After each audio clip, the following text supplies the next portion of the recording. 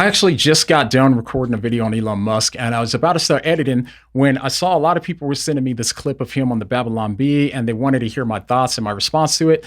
I don't have time to really do a full breakdown, so I figured I might as well just play it right now, and then I'll give my thoughts on it as we go along. So let's just go ahead and check it out. The Babylon Bee is a Christian organization, and we're a ministry. Well, how come we're doing the show on a Sunday? Why aren't you heathens in church? Exactly. So we have to make it church right now. This is supposed to be a day of rest. We did Zoom church. To justify. Do you have any idea, like God said, don't work on Sundays. Okay. Guys are going straight to hell for this one. Get into the whole Jesus rest thing. Okay. Straight to hell. This is church. This is church.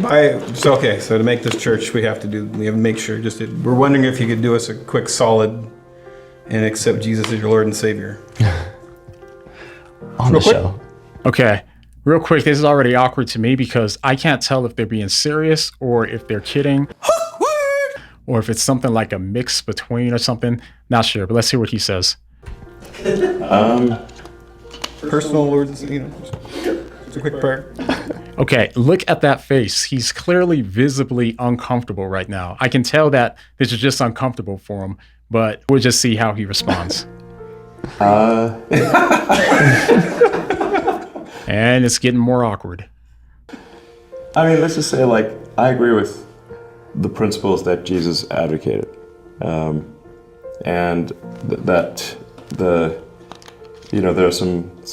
there's great wisdom in the teachings of Jesus. Okay, pause right there for a sec. What I've noticed is that a lot of times when people are uncomfortable when you're trying to evangelize to them, a lot of times I kind of default to saying something like, hey, Jesus was a good person. I agree with a lot of the stuff he said, but they're never going to say that they agree with the stuff he said when it comes to salvation. They'll just talk about his principles for living and stuff like that. And I'm not saying that's what Elon is doing here, but that's what I've seen a lot of people do when they're uncomfortable. So that could be what's going on here, but let's continue to see what he says. And I agree with those teachings. And things like turn the other cheek are very important because, as opposed to an eye for an eye leaves everyone blind. So forgiveness, is important, and treating people as you would wish to be treated. Love thy neighbor as thyself. Okay.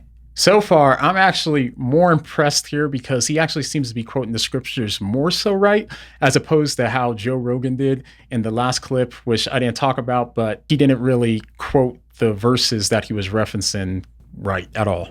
The primary principles of Christianity: do unto others as you would have do them to you. Treat everyone as if they are your brother or your sister, and love and kindness, and that What? See what he says next. So it's like a 60-70%. Yes. As Einstein would say, I believe in the God of Spinoza. Okay, right there. He said he believes in the God of Spinoza. And this is something that Einstein has said before. But what the kind of basic idea is that all of the substances in the universe, whether it's thought or material, are all part of God or all extensions of God. Everything is God, or like the universe is God, but that God is not personal, is basically the kind of thought behind Spinoza's philosophy. But hey, if Jesus is saving people, I mean, I wouldn't stand in his way. I'll be sure, I'll be saved. Why not?